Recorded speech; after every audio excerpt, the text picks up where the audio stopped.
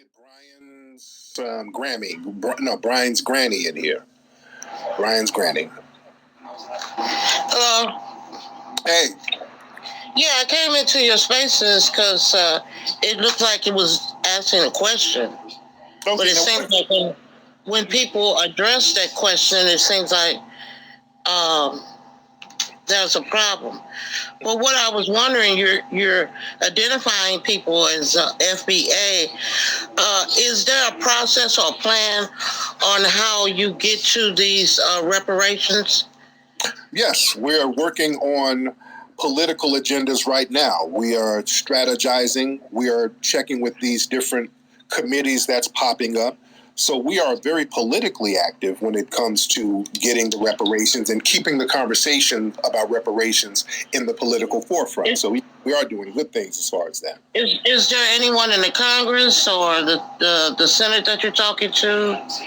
No, we're talking to different local organizations that are having these reparations committees, and the fact that many politicians now are even talking about reparations, that's coming from the foundational Black American grassroots right now. So we're still in the process of doing that, and this is what we're discussing now. So the plan is to bring it to Congress at some point, the people who write the bills to do this? Well, the plan is to get them to send checks to foundational Black Americans. And this is why we have to understand what the lineage is. We have to designate who's going to get a check. So you guys have designated that. You said FBA. So right.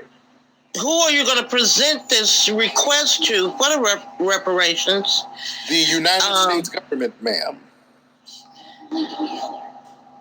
Someone in mind, what I'm saying. Do you go to a congressperson and ask them to? No. Listen, ma'am. We don't have to do all the plebiscite stuff.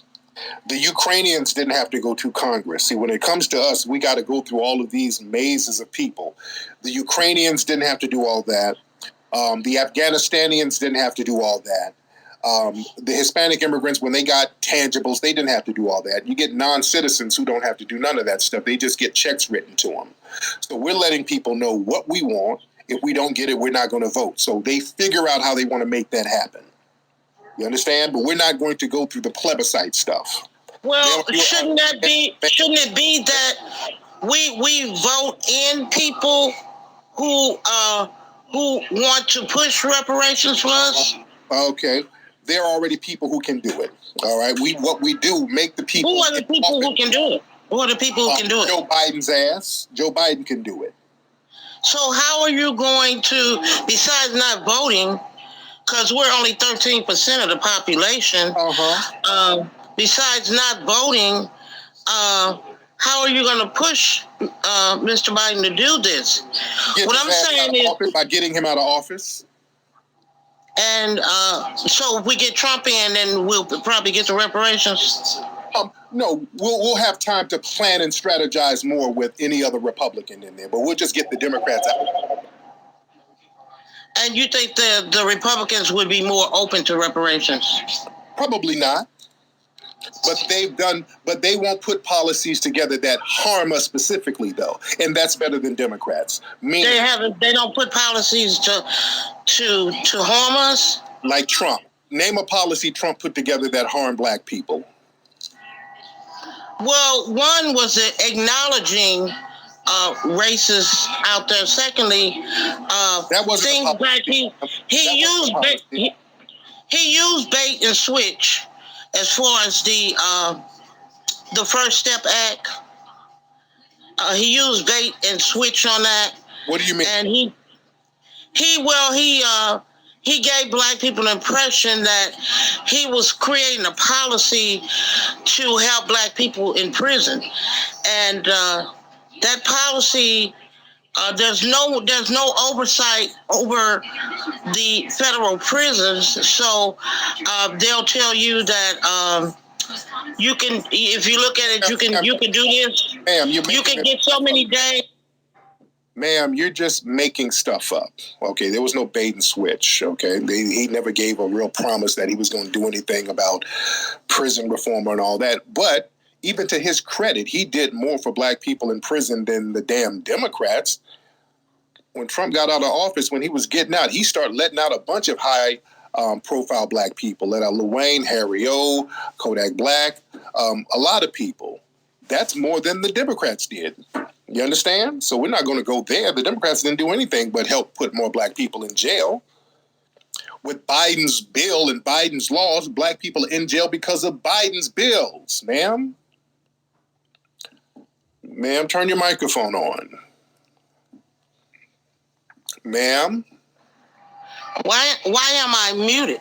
Because you didn't let me. You didn't. Sorry, you didn't. Okay, let's okay, ma'am, Miss Gladys. Let me show you how this works here. You're in my house. You're in my virtual home. Now I know you sound like you're one of these Democratic shills who sit here and sing church hymns with Biden and Kamala when they come down there to South Carolina, wherever you're from, and you sound like you're first in line for Jim Clyburn's catfish nugget giveaway.